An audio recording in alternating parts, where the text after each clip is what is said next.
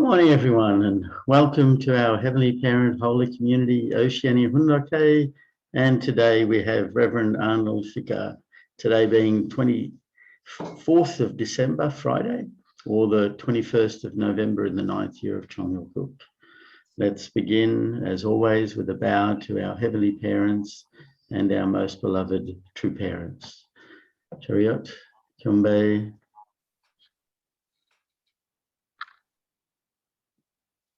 Haro. And let's recite our family pledge, both in Korean and English. Thank you. 가전맨세 4. 천일국 주인 우리 가족은 참사랑기를 중심하고 하늘 부모님의 찬조 이사인 천주 대가족을 형성하여 자유와 평화와 통일과 행복의 세계를 완성할 것을 맹세하나이다. Family pledge number 4. Our family, the owner of Chongyalguk, pledges to build a universal family encompassing heaven and earth, which is the Heavenly Parent's ideal of creation, and perfect the world of freedom, peace, unity, and happiness by centering on true love. Thank you. I'd like to ask Margaret Sisserson if she could offer the opening prayer, please. Okay, good morning, our loving Heavenly Parent. Good morning, our true parents. Thank you so much for this new morning, with the air that we breathe and with the new day that we greet. Heavenly Parent, we are so grateful to be alive at this time at history, for meeting our true parents, for receiving the incredible truth. And we want to think of this time that many of our brothers and sisters in Christianity are celebrating the birth of Jesus, that we can really join with them and celebrate this birth that has been a changer in human history. We want to learn how we can also help our brothers and sisters to understand that we're living at a time in which the great news of true parents have come. A great opportunity for a total salvation to happen through the blessing. We want to understand, Heavenly Parent, today we open our hearts to receive your word. And most of all, Heavenly Parent, we want to say to you that we are here to stay, and we are here never to leave you again. All these things I offer with our brothers and sisters in Oceania doing hundok every morning, represented by the Sisterson's Blessed Central Family. Aju. Thank you. Thank you, everyone. And third time lucky, let's welcome Reverend Arnold as he shares with us today. Thank you.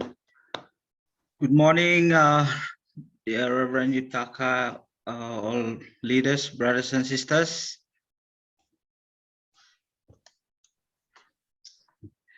Yeah, once again, I would like to apologize for the past 2 days. I couldn't manage to share. However, this morning I felt really grateful and thankful to Heavenly Parent and true parents for this great opportunity to be able to share with you leaders.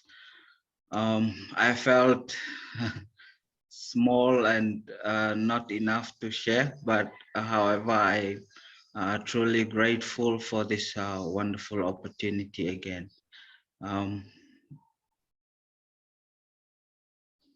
Before I start, I would like to also greet everyone in advance. Merry Christmas and New Year.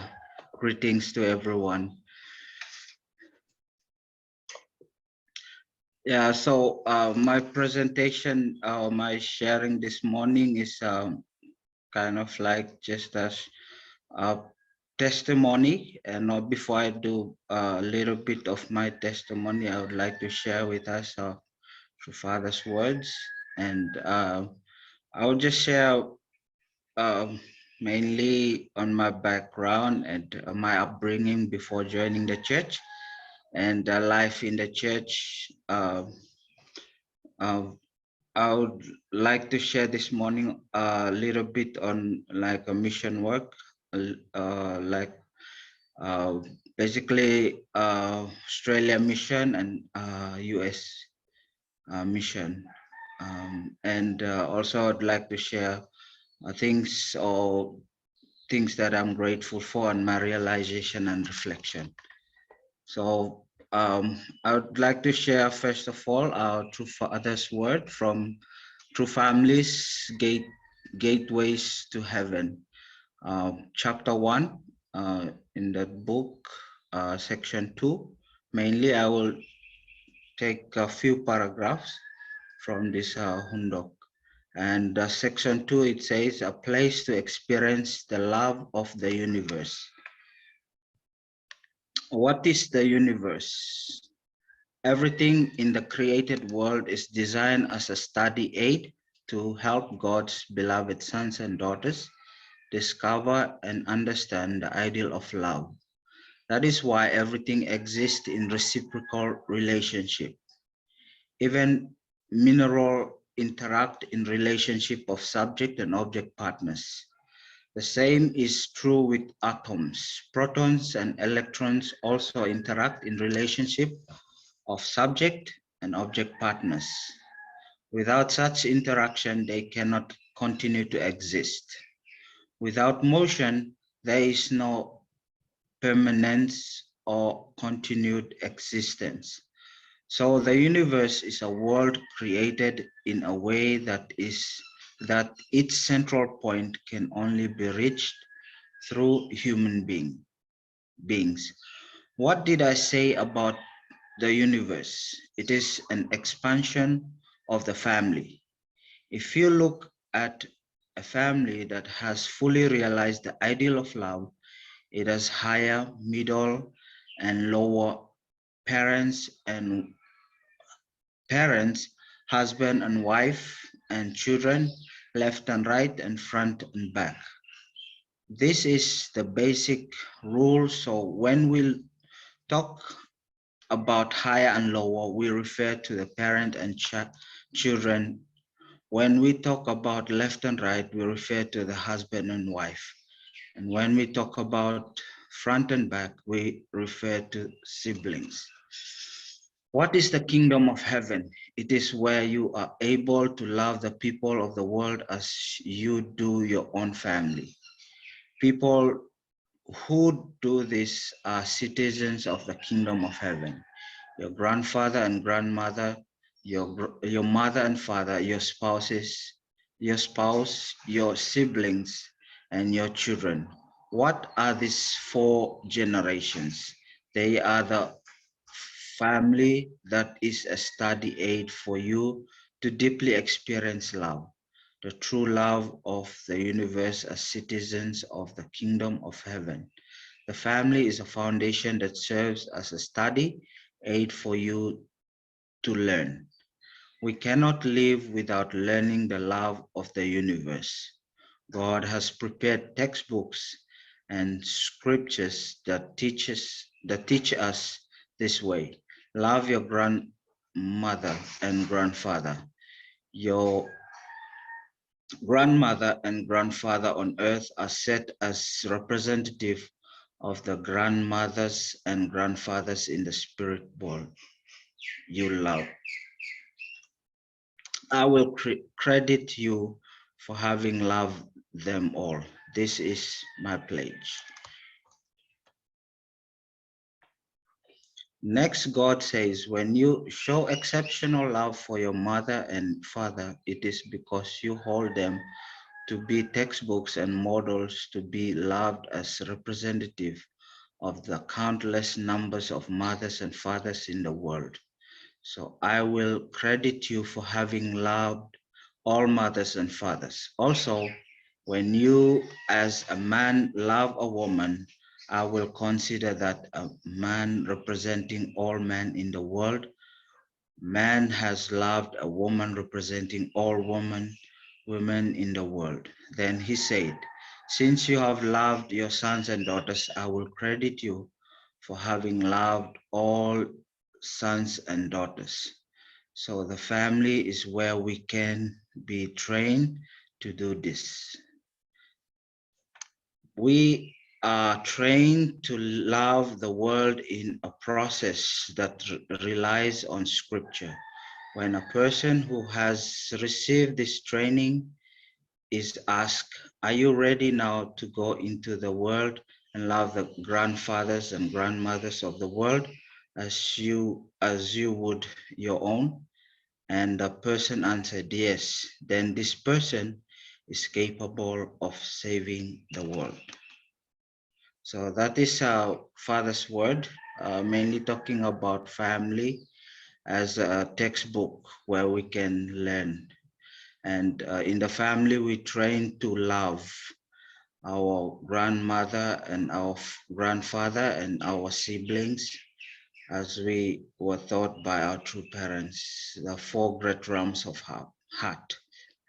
So I will just quickly share a little bit of my background and also how I brought up and a little bit of my life in church, not so detailed, and my work 1 year mission in Australia and in America. So my name is Arnold. I have 3 siblings, an elder sister, an elder brother, and a younger brother. So my father passed away May 5, 1995, when I was about 5 years old. So he held several pastoral work in our local church at the village level. So my mother, after my father passed away, she got remarried a year after my father passed. From my relatives and my uncles and aunties, they regard my father as one of the very generous person. He is very kind and very loving person to all of his nephews and nieces and all his brothers and sisters. So they regard him as one of the person who is generous than his other elder siblings. All of us live a while with our grandparents. So after my father passed away, we lived a while with our grandparents, and then we moved to our uncle's home, and we stayed most of our life there with our uncle and raised by our uncle. So all my other siblings, they stayed with my uncle, and I left the family and I was adopted by my other uncle from my mother's side, and I went to live with them in the capital, Honiara. So I was brought up by my uncle as a son. So they were just like my parents. They raised me really well, give me everything, education, and they also taught me a lot of things, preparation for life, yeah, many things. And we were like a very good couple. When they adopted me, I was like the elder child. So they regard me as their firstborn in the family. So I was like in that kind of position. And after I moved in and lived with them, we lived happily for less than a decade, less than 10 years, and then I start to witness like decay in my adopted parents' relationship. My uncle started to involve in drinking and those kind of thing, and then finally ended up he left with another woman. So they got separated for almost 6 years. So during those times, I was really, those were like very hard moments in life. All of us were still young, and really we found it very difficult during those times. So um, that was like the beginning of my search for like a place to find the rest and to find and to see hope. I was moving all around the churches, going from church to church, and also sometimes doing things that are not so good. Like life was really hard for us.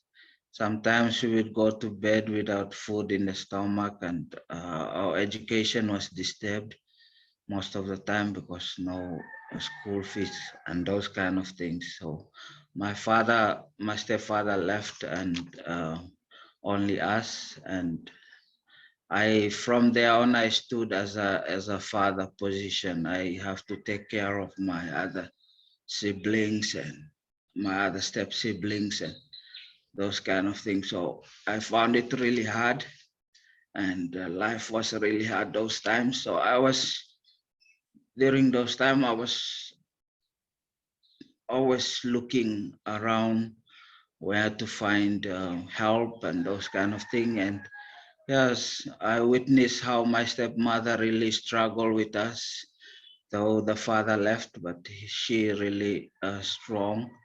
And as a housewife, she also found it difficult to keep us going each day. So it was tough for her. So yeah, sometimes I had to do something. It reaches point where I had to do something. Sometimes I involved in selling illegal like marijuana and those kind of things for money, just to keep us going. Those kind of experience I had growing up before joining the church. So it really gives me the uh, lesson, and also it really makes me to think of how can I give my other siblings a good life, and also how can I support them. So I was looking everywhere, and then finally I met I was working for my my niece that time. She had a canteen, and that store was that small business was in a church area. So I went and start taking care of the shop, and it was in one of the church property. And so my spiritual father started witnessing to me. He came and introduced like there we have a workshop, and we have this kind of programs going on for young people. So if you are interested, I would like to invite you to attend. Um, so yes, that time I first attended a Divine Principle workshop, May 28, 2010, and it was my first experience, and very how to say, life-changing experience. I was just so moved by the center brothers and sisters, and also during those time we have some OLT. They came to the center that time, and Yeah, I was just so moved by the family culture during the workshop, like how the brothers and sisters, they treat each other. They call that time Uncle Chihiro was there, and they were calling him uncle, and he's from Japan. And I was wondering, wow, are they related? And those kind of questions. And yeah, it was just a kind of very beautiful culture that I've never seen. So yeah, it really attract me to learn more about the divine principle. So from there on, I I never missed a workshop, and I start coming to the center every weekend and studying the divine principle. So finally, I become a full-time member at the end of the year, and uh, start doing fundraising, witnessing in the center, and yeah, um, we were like, I also joined 40 days workshop. Yeah, so it really helps me. And then uh, just the following year, I was sent to Sydney, Australia uh, for fundraising, to join the fundraising team in Australia. So I had my first experience overseas, and also uh, like fundraising, more fundraising, and uh, yeah, more education, divine principle education in Australia. So um, during my 1 year in Australia, I learned a lot of things from uh, brothers and sisters in Australia. I am so grateful to families in Australia. So the 1 year training was like the most beautiful and kind of like the um, enjoyable time in my life. So first time to be out in another country and overseas. So it was just wonderful. And uh, during the fundraising time, I was like not so much good at fundraising, but I really do my best every day, just going out and just fundraising. And I had my experience in Australia. I fundraised more in Sydney, and then I had 3 months training in Melbourne. And I would like to thank Reverend who's that Arai for supporting us in while we were in Melbourne, and other blessed families in Melbourne that time. Mr. Massa and Auntie Irene and all those in Melbourne were very supportive. Uncle Randall always supporting us with fundraising. He always drive us around doing mobile fundraising, and it was very just a wonderful experience in Australia during the 1 year. So just offer my gratitude to all the blessed families in Australia. And then I had 1 year training, 1 year, 6 months in America with the International Leadership Training Program. So I would like to just, and then I attend Blessing 2013, the Cosmic Blessing on January 13, February 13, 2013. So it was, I joined just for a short time, but I was so grateful that I could be able to receive blessing. And it it is my goal as when I came to know true parents and study true parents' life and the divine principle. I have these three goals in mind. Yeah, I want to receive blessing directly from true parents. Yeah, that's my goal. And also I want to be like those apostles, those apostles in Jesus' time who wrote the Bible, something like that. I have those kind of goals I want to achieve. So I was so blessed to have marched at the end of 2012 and blessed the following month. So yeah, my experience in Australia with the OFT, Oceania Task Force, was great under the leadership of Reverend Kim, Dr. Kim, and Reverend Yu. Um, it was a great meeting Brother Trin over there. He was quite young that time, young member or new member that time. And yeah, I was so moved by him. He also helped me with some physical physiotherapy and those kind of things. So I'm grateful to Brother Trin.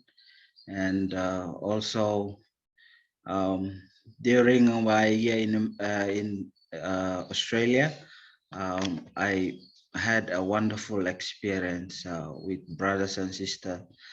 Sister Mika is always supporting us, and um, I think island members we always love to eat uh, chicken. So yeah, I'm grateful for all the blessed families there. They always support us and prepare food for us, and it was just a great experience. Like for me, coming from a family that was happy and then broken, it was just having brothers and sisters who really cared about you. It was just wonderful, and leaders who really took care of you. It was a really great experience. So um, Wallis, Brother Wallis, I forgot his other name. He always support us with training us with some computer class. And during my mission in Australia, I started learning how to do, train how to do MC during Sunday service. So it's really a great training that I have in Australia. So yes, we visit some very beautiful places and um, some wonderful and historical places in Australia. So it was really a year of fun and year of really just having good time and just supporting the Providence also through fundraising. So yeah, those times will never come again. So I really treasure those moments and really want to offer gratitude to all the leaders who are there supporting me. So yeah, this is my blessing time. We got blessed with photo. My wife was in, she's in Vanuatu doing studies at the time. So yeah, I'm in America and we just use photo for blessing that time. So it was a really kind of an emotional moment during the blessing time because out of the um, around 100 plus couples who were there in New Jersey in that whole ballroom, only me, I use photo. So it was like emotional moment and really just offer gratitude to Heavenly Parent and True Parents for the blessing. So yes, uh, and I just want to share one of my unforgettable experience in New Jersey, America. It was um, around springtime, April, around May. That time in New Jersey, we just had a workshop in Colorado, and Me and our team, we flew back to New York. We are doing our fundraising in New Jersey that time. So it was like first day in the fundraising, now first week in the fundraising, and the experience was like it is a death experience that I had. I was tracked by a car in one of the small town in New Jersey, Princeton town in Princeton, New Jersey. So I was going across the road and this lady just drove and hit me. And I was unconscious for around 5 minutes. I woke up to see everybody around me, the police and medic team, and I got shocker in my neck. And so, amazingly, when I woke up, I say to the lady who hit me, she was crying right in front of me, and I woke up and I told her not to worry. I'm okay, I say to her. And when they rushed me to the hospital, the doctor was so surprised that I'm still alive. She said, it is truly a miracle that you are alive. Most of this kind of accident, people died. So the accident happened really as a reason of losing faith. I want to share this. It's truly amazing. When I woke up, I saw a true father like embracing me and pulling me up, but like in the form of somebody. So during my first few months in America, I was I met a lot of people who were really like very negative people to our movement, and they say a lot of things, and it really wavered my faith. Really, I was losing faith that time, and I really felt after the accident, God really, Heavenly Parent really taught me in a very hard way. But He wants me to know that that's the kind of feeling and inspiration I had during the after I woke up after the unconsciousness. It just like they just say thank you, Heavenly Parent, for teaching me. That's what I first thought when I woke up. And I met one pastor in Pennsylvania when I was not Pennsylvania, Colorado, and he was talking a lot of negatives, and then I start to believe this kind of negative, and then it's like causing me a lot of confusion that time. I didn't even do well my fundraising that time. I remember sometimes I would just go to the McDonald's and then sit and just think about what they were saying. And it was really a confusing moment for me that time, and I got an accident, and really I thank Heavenly Parent and True Parents for teaching me really in a hard way, but really he still have plans and purpose for me, so he kept me alive. So that is one of my unforgettable experiences in America. So after going through that accident, it helps me to strengthen my faith in True Parents and my faith in the Heavenly Parent and the movement. So so I want to finally come to almost to my conclusion by offering my gratitude to Heavenly Parent and true parents for really bringing me from a very dark place to like very seeing hope and really new life and new future. So yeah, my spiritual father, also I want to thank him. He went to the spiritual world 2012. Yeah, 2012. Yeah, so I offer my gratitude to my spiritual father and Uncle Rex couple for always there to always supporting us.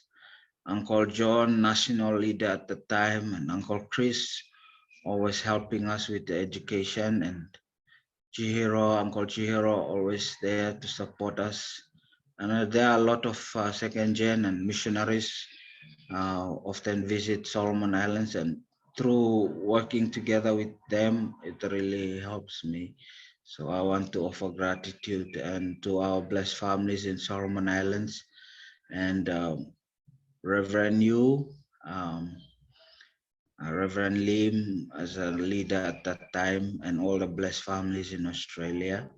And Reverend Arai was just amazing. My time in Brisbane, not Brisbane, Melbourne. I really love salmon a lot because of Mr. Arai. He always brought us salmon and seafood, and we left with our refrigerator still filled with salmon and seafood, and we went back to Sydney to come back to Solomon Islands. So yeah, thank you, Arai, for taking care of us, and Mr. Masa, Uncle Randall, and Auntie Irene, and her late husband. They were really amazing people, and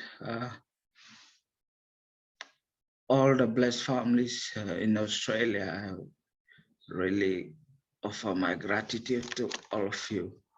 So I would like to conclude here with my realization and reflection. Yes, I came to realize how important family is, and just by now, as I raise my own family, I understood how a mistake that a parent did can affect the life of the children. So I really witnessed firsthand how my step siblings really struggle a lot after our father left. We really struggle, and they really went through hard time because they were very young, and I realized that family is the foundation. So to have a happy life, it has to start very early in the family. So yeah, so I'm grateful to Heavenly Parent that I can know true parents, and it really helps me to raise my own beautiful family of my own. So when I reflect on my upbringing, I really thank Heavenly Parent that though those kind of situation I went through, it really gives me another opportunity to meet true parents and make a change and to become someone who is more productive. So when I joined 2010, at the end of 2010, I did 7-day, my first 7-day fasting. I did it purposely for my parents, step parents, and then I broke the fasting right on a Christmas day. I remember I broke the fasting right on the Christmas day. So when I broke the fasting on Christmas day, my father called me on the Christmas day, and that was the first time he came back to our home after 6 years. So it was really, I really saw the power of condition, Jongsong condition. So through that fasting, my father called me, and we went to our home, and the first time he talked to us children, and our mom, she told us she wants to come back to our family. So from there on, I realized how powerful and how powerful Jongsong condition is. He was unhappy with me first when I joined the movement, but later that year he came to realize also that I'm making a change, not to be like our other younger siblings. So he came, and during that time also he told me that you can join the church, that movement. So yeah, it was just wonderful. After that Christmas time we had together, he started coming back to our family. So now he's became he's the one now became like he realized his mistake, and now he's doing his best to pay for all like the wrongs that he did. So yeah, I'm grateful to him also for his life. And yeah, I want to conclude my testimony here, and thank everyone once again for listening, and God bless us all. Thank you, Reverend Arnold. Thank you for your really heartfelt testimony, and really sharing your life story with us all, and for us to really come to understand you even better.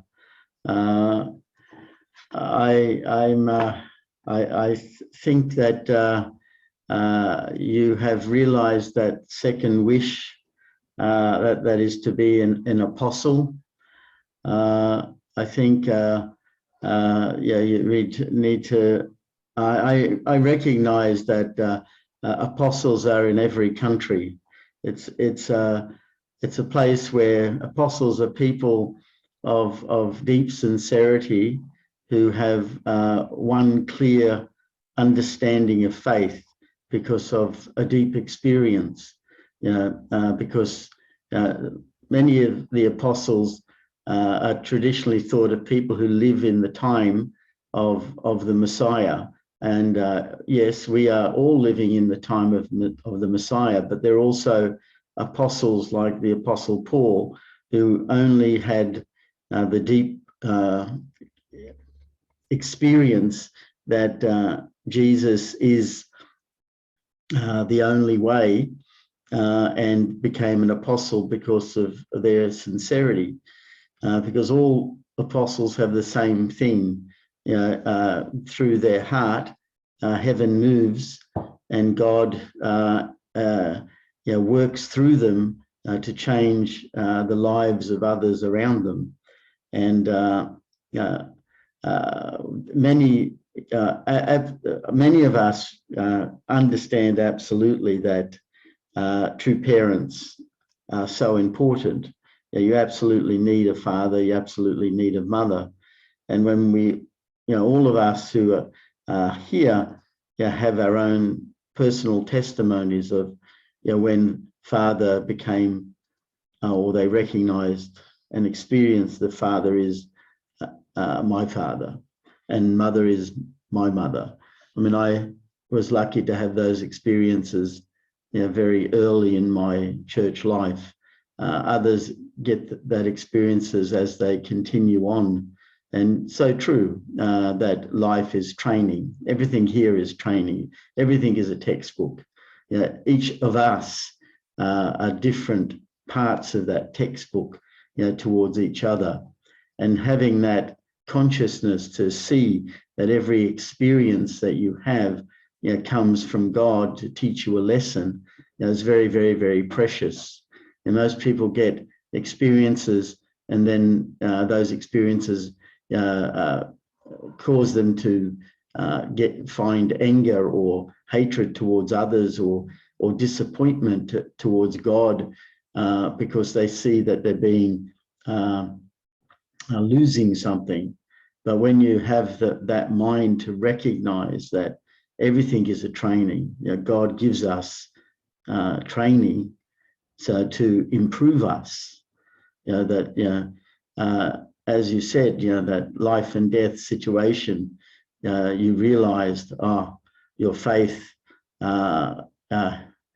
needed to be rekindled, because, having that attitude, it reminds me of Job in the Bible. Everything was taken away, but then he stood up and said, thank you to God. And then everything was given back even greater. And so, God's desire is to love us, but we have to choose God. And if we do that, and then God is with us forever in our heart as a substantial entity. And so, you're one of the apostles of Solomon Islands, so don't worry. So thank you.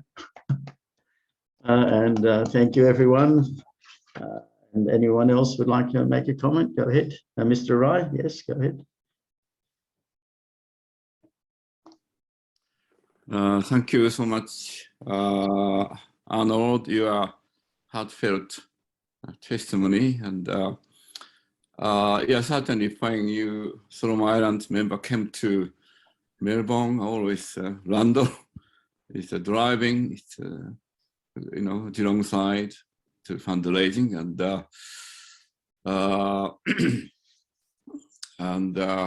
I think Arnold joined 2010. 2010, I think Rev and John already left, Paul left.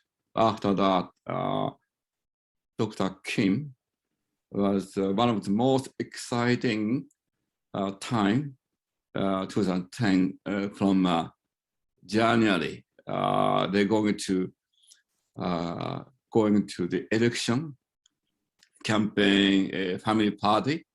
One of the candidates is the Rudolf Dora. I think Greg knows very well the story. And when that time, first time, I really prayed for so seriously Dr. Kim's vision. Then he called me January, Mr. Arai, could you come to Solomon? I said yes, and normally I just say, I have a lot of schedule, let you know later. But that time, January, Dr. Kim forming a workshop, and he called me. Then I immediately said yes. I joined. Then I think 2010 is one of the most exciting time. But actually, Rudolf Dora, he lost election. We believed he can win, but shocking. But after that, Danny Phillips, he, organized, government, later end of 2010, the 6 of, ministers, they went, Chon Jong-un is about happened. And I think that time, most exciting time, also Chihiro was there, then Arnold joined, then it's an incredible history, good relation to uncle, and but also his testimony in New Jersey, it's the United States. He had a car accident, and I think it's a miracle. Then when he had a car accident, he said to the women, "I'm okay. I'm okay. You don't worry." And normally people don't say, Then people try to get the maximum, for money, but he's incredible. I think generous is kind. It is incredible, and I think throughout his life, he's very kind, and I think it's always cooperate with other. So he was loved from many, and I think his vision of to be apostle and it's really realized, and it is incredible. I think testimony from Solomon, and we proud and we respect, and we truly thank you today. Incredible testimony, and thank you so much. Thank you, Mr. Arai. Thank you, everyone. We just have one more person because our time is running out, and that's Randall. Go ahead. Then Greg after. We'll go two more people. Go ahead, Randall. Arnold, great to hear from you. Great to see you. Great to see that everything is going so awesome for you with Solomon Islands. When you may remember when I was leading the fundraising teams, then I would be saying, yeah, if you have a hard time today, accept it and pray for the others, because this may be indemnity that helps the others to excel. And when someone has gone through indemnity and come out resentment free, not being angry about it, then they can tap onto that later on and say, oh yeah, I went through that experience as well. And these experiences you went through, being dead on the ground almost, and then saying, yeah, I'm all right. As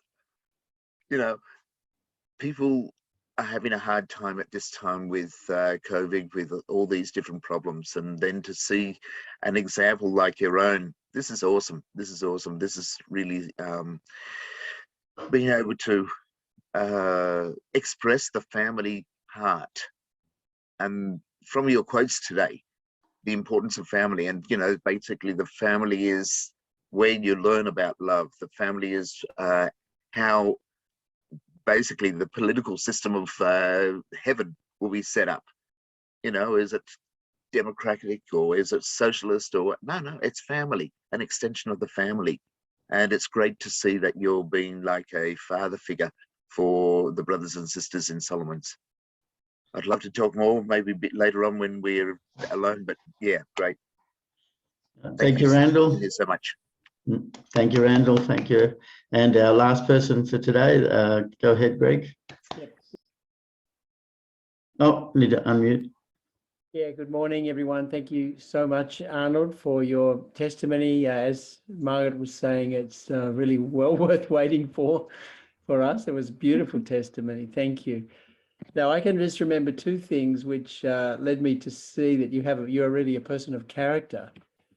When you were fundraising in Sydney, you came up to me one evening, I think it was, and reported something that happened to you during your fundraising in Sydney.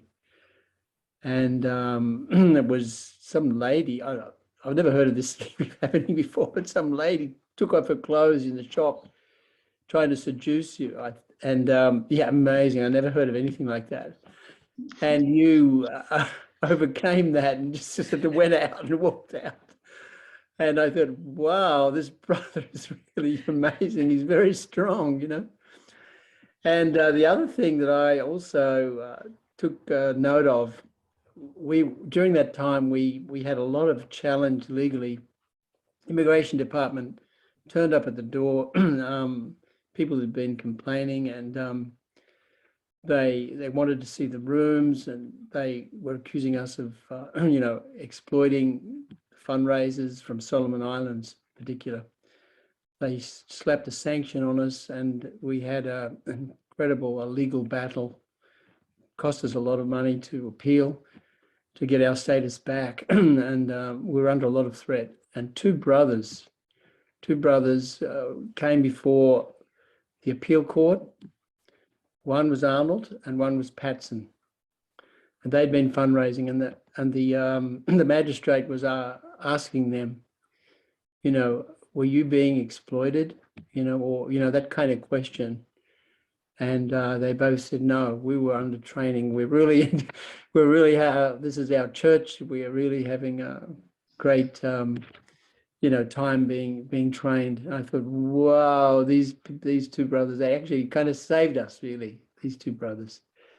So anyway, a man of great character. And I think that's why God has put you in national leadership position. Yeah, keep strong, Arnold. God bless you, brother. Thank you. Thank you, everyone. Thank you, Arnold. It's time for us to offer our unison prayer.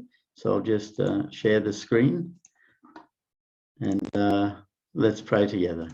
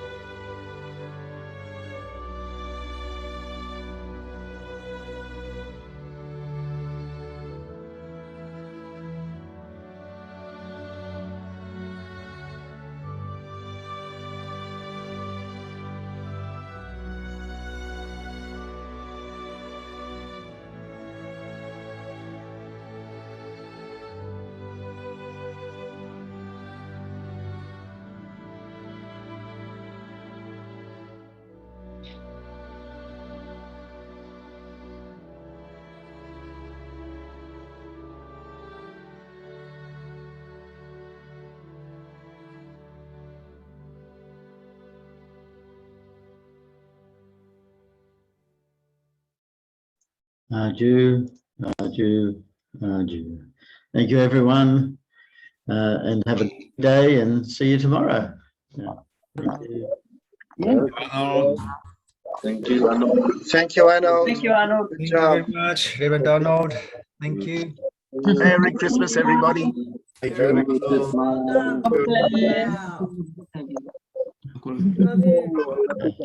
Bye. Thank you. Thanks. Bye-bye all. We love you. We love you. We love you. And we love you too.